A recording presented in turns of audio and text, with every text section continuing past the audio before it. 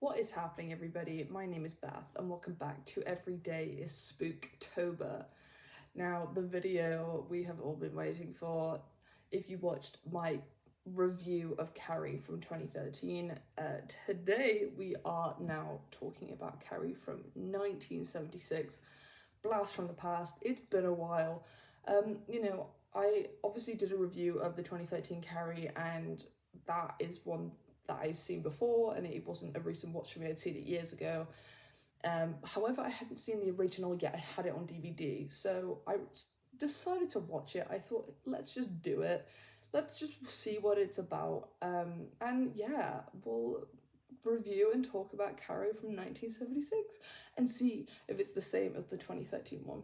When I started watching this, I was like, as it was playing, it was very much like giving me Cabin Fever vibes, in the sense of like, because with Cabin Fever I'd seen the remake and not the original, and this is the same case.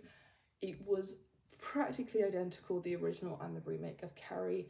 Everything that was in the remake was in the original, so it was interesting to see how they went about things. And obviously in the 70s, things we were lacking a lot of tech and how we did things. Obviously Carrie is a lot to do with, telekinesis and mind control, so it was quite interesting how they did the, showed those scenes and showed all the destruction that Carrie causes, specifically at the prom scene. I mean, that was kind of what I was just waiting for, because that's like the big sort of moment in these movies, is just the prom scene and how it all goes down. To be honest with you, I wouldn't mind them doing like another Carrie in like 20 years time, and just see how more advanced we can get that prom scene, because it is iconic as hell. Like, we love the prom scene. Kind of waiting for the prom to happen. I think some characters were lacking, I think, in some kind of way. So like Chris in the remake, like, she's a bully, like she is a bitch.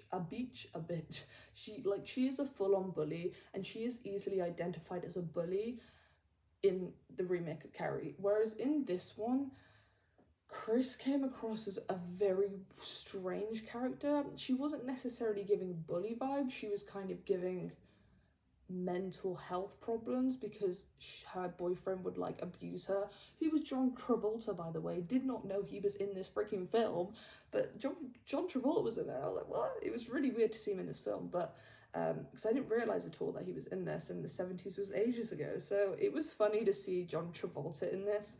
I think he also played a really odd character as the boyfriend.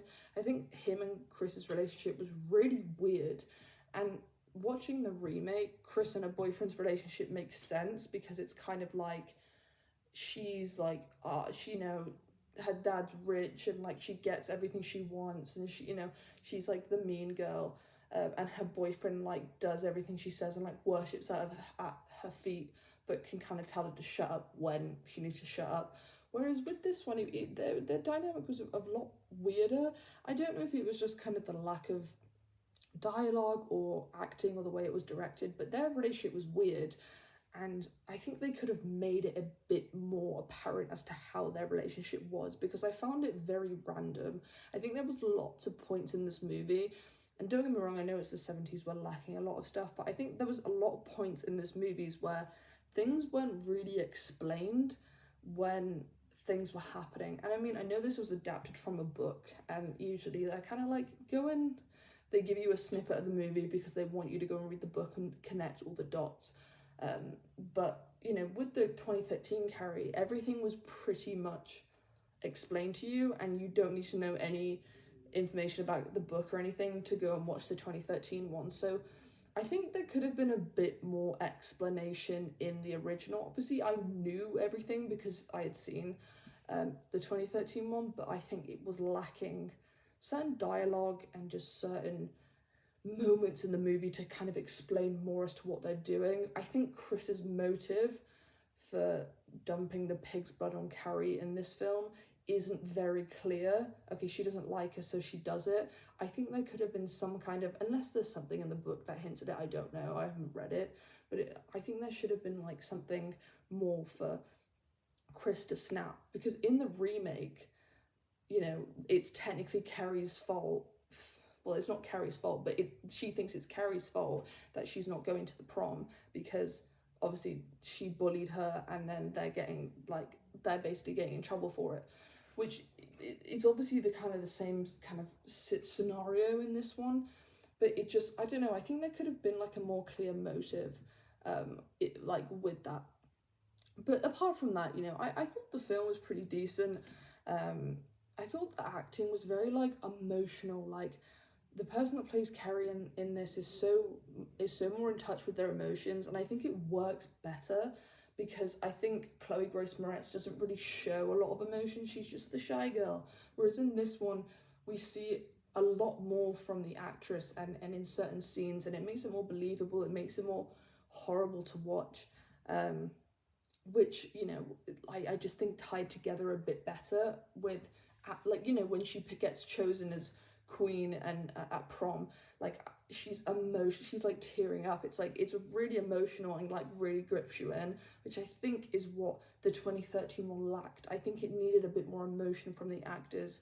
I felt like Chloe Grace Moretz's performance in the remake was very kind of stripped back, and it should have been a bit more full on. Like the biggest thing in this film that absolutely shocked me to the core was that when Tommy and Carrie go to prom, Tommy kisses Carrie. I was so shook by this because in the remake, Tommy and Carrie are more like friends. That's how it's insinuated. That's how Tommy carries the situation. Whereas in this one, like it seems like Tommy's actually trying to get with her. He kisses her when they're dancing. He kisses her on stage in front of Sue, and I was kind of shook by it because I was like, this is a really weird dynamic. Like he didn't want to take her to the prom, but he's still taking her and then he's kissing her. I would have liked to know a bit more context on that. Like, was he actually vibing her, or was he just playing along, or did he just want to get some? Like, I don't really understand the dynamic because in the remake, it's more seen as like a nice gesture that Sue's doing for Carrie, and then in this one, it's like, oh fuck you, Sue, like you didn't want to go to prom with me, and like so I'm just gonna take Carrie, and like yeah, we're gonna like be together. Weird, really weird dynamic. I was so shocked when I saw that on screen. I was like, this is weird, I don't like it. It should have been explained more. Once again, it might have been in the book, but I haven't visited the book, so I don't know. And I think just sort of the last point I have about this film is in the remake, Carrie's powers, she does like research and she really looks into it to understand how her powers work, and as she learns, her powers progress. I think the way her powers were portrayed in this film was quite weak, and it's quite sometimes unclear at times as to what she's doing, because in this one she does stuff with the movement of her eyes, whereas in the remake Carrie is like moving her arms and there's movement to show that she's doing this, she's doing that. I think the remake version works better. I think her doing it with her eyes makes it kind of come across a little bit comedic, but then it is Stephen King, and I know he's a little bit, his work's a little bit kind of campy at times, I guess you could say, and a little bit silly, and just like that wouldn't happen.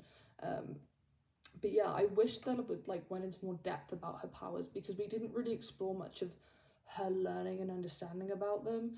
In the remake, it seems like Carrie discovers the powers, when she becomes a woman, and then she like finds out how to control it, and then does research, and really gets to know it and practice and learns, and then obviously she goes full schizo at the prom.